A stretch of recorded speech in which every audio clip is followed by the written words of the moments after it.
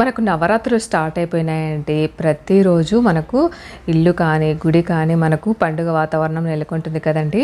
మనకు ఒక్కొక్క రోజు ఒక్కొక్క అలంకరణతో మనం అమ్మవారిని ఆరాధిస్తాం కాబట్టి రోజు మనకు పూజలు అంటూ టైం అయితే అస్సలు తెలీదు. అలాగే మనము అమ్మవారి దేవాలయాల్లో అయితే మనం వెళ్ళేసి ప్రతిరోజు కుంకుమార్చన కూడా చాలామంది నిర్వహిస్తారు. అలా మేము కూడా వీలైనప్పుడల్లా వెళ్తామండి.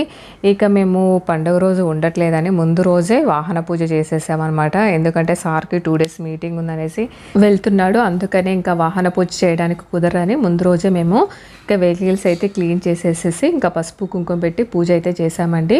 ఇంకెప్పుడైనా దసరా పండుగ అప్పుడైతే ఎప్పుడు ఉండము. మేము ఊరికి వెళ్తాం కాబట్టి మేము వెహికల్ తీసుకెళ్ళామండి. ఎందుకంటే లాంగ్ జర్నీ 24 అవర్స్ పడుతుంది అనమాట అమ్మ వాళ్ళ ఊరు వెళ్ళడానికి.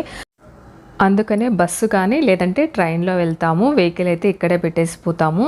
అందుకని ఎప్పుడు పూజ చేద్దామన్నా కుదరదు. కాకపోతే ఈసారి కుదిరింది.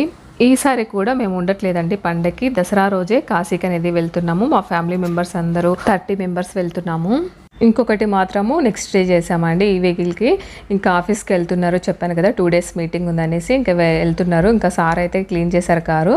ఇంకా సరే అని దీనికి కూడా పసుపు కుంకుమ పెట్టేసి పూజ అయితే చేసామన్నమాట. దేవీ నవరాత్రులలో ఆయుధ పూజ కానీ వాహనాల పూజ కానీ మనం ఎటువంటి కంపెనీలకు సంబంధించిన మిషన్స్ కానీ అన్నిటి కూడా పూజ చేస్తారు కదండి. ఎందుకంటే ఈ దేవీ నవరాత్రుల్లో అమ్మవారి శక్తి అలాగే అమ్మవారి కరుణా కటాక్షము ఆ వస్తువుల మీద ఉండి చల్లగా చూస్తుందని నమ్మకంతో ఈ దేవీ నవరాత్రుల్లో అష్టమి రోజు అమ్మవారికి ప్రత్యేక పూజలు కూడా నిర్వహిస్తారు.